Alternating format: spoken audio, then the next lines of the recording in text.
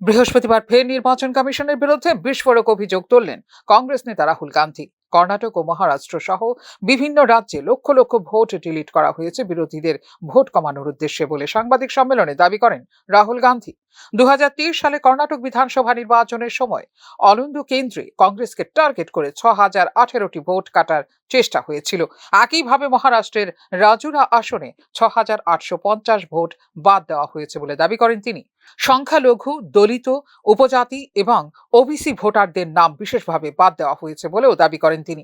এক মহিলার মোবাইল নম্বর ব্যবহার করে 12 জনের নাম ডিলিট হয়েছে, অথচ তিনি এই ব্যাপারে কিছুই জানতেন না। আবার অন্য এক ব্যক্তির নাম ব্যবহার করে একইভাবে 12টি ভোট বাদ দেওয়া হয়েছে।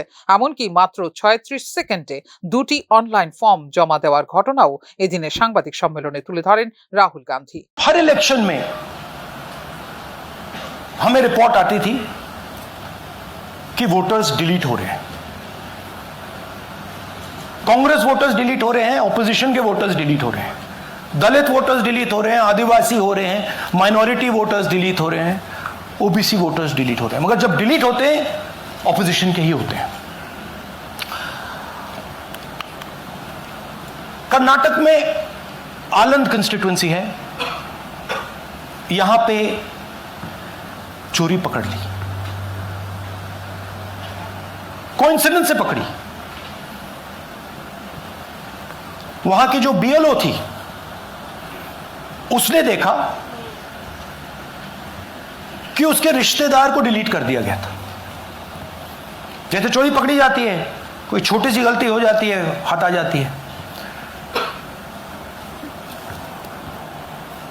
अलंद में 6018 वोटर्स डिलीट हुए, उसमें से इनकी रिश्तेदार थे।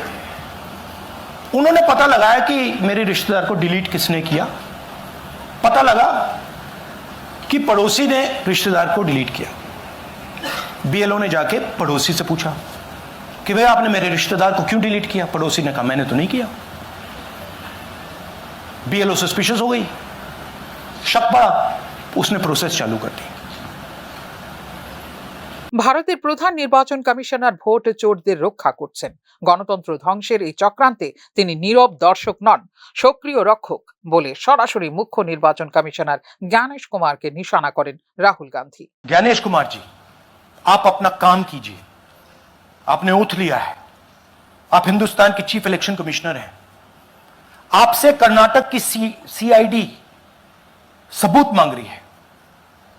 आप कर्नाटक की सीआईडी को यह सबूत 1 सप्ताह के अंदर दे दीजिए, नहीं तो पूरा हिंदुस्तान के सारे युवा इस बात को एक्सेप्ट करेंगे कि आप हिंदुस्तान के कॉन्स्टिट्यूशन, हिंदुस्तान के संविधान की हत्या में शामिल हो, हिंदुस्तान की संविधान की रक्षा नहीं कर रहे हो और वोट चोरों की आप मदद कर रहे हो।